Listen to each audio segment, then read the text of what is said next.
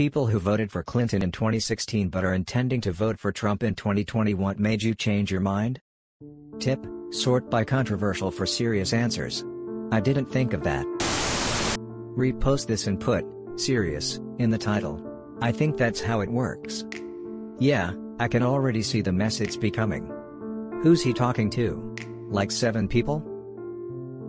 I'm sure there are a few Democrats who voted for Clinton and will now vote for Trump, but I'd assume a lot of Republicans didn't like Trump in 2016, but ended up liking him as his presidency went on. I don't like Trump at all, but my father, who is an independent, but aligns much more with Republican views, didn't like Trump or Clinton during the 2016 election, and he voted for Gary Johnson, lol. But lately, he's been liking Trump more, mainly because he invests in stocks, and the stock market's been good under him. That's all that changed his mind. I didn't even want Clinton and Trump as options in 2016. Go ahead. Throw your vote away. Kodos. You'll vote on the choices we give you and that's that. Basically how the illusion of choice works in this country. Upvoting so it goes to hot, where it becomes an absolute train wreck. Train wreck? Reddit is well known for its civil discourse and embracing of different opinions. Edit: due to a torrent of messages on it, I will go ahead and confirm it for those who got mad. You're so generous. You still charitably describe our community after literally hundreds of us banged your mom last night?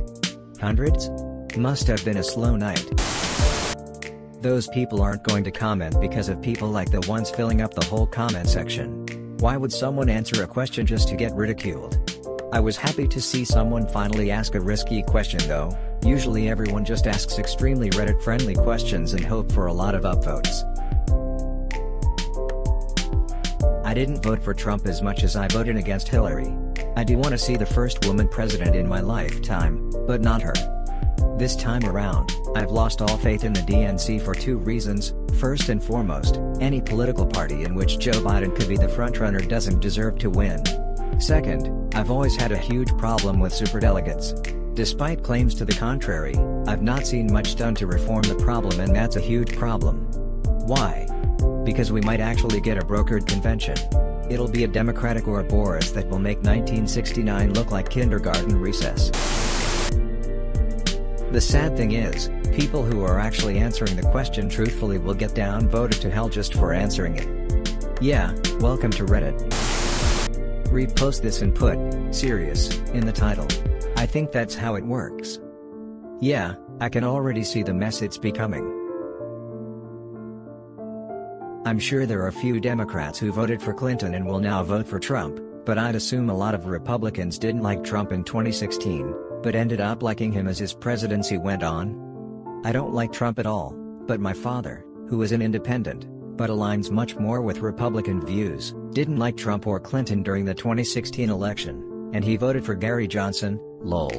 But lately, he's been liking Trump more, mainly because he invests in stocks, and the stock market's been good under him.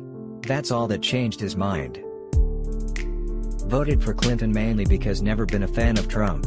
After the Kavanaugh farce, I'm leaning hard R, but if Biden wins, I may consider voting for him.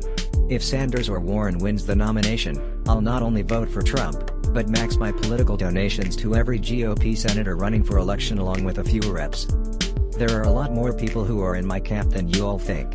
Sanders/Warren will get crushed by negative ads about the economic destruction that will come from their plans, and Trump will win. Biden is the only hope in the key states that matter. Edit: the casual observer may find it very interesting that 97% of the messages and replies I've received are full of hate and vitriol, but yet this post has a positive karma rating. Also, to the posters who are about to message me and call me a fucking retard, please exercise a little creativity as that particular gem has been done to death. Thanks. Have a great evening and or a wonderful day.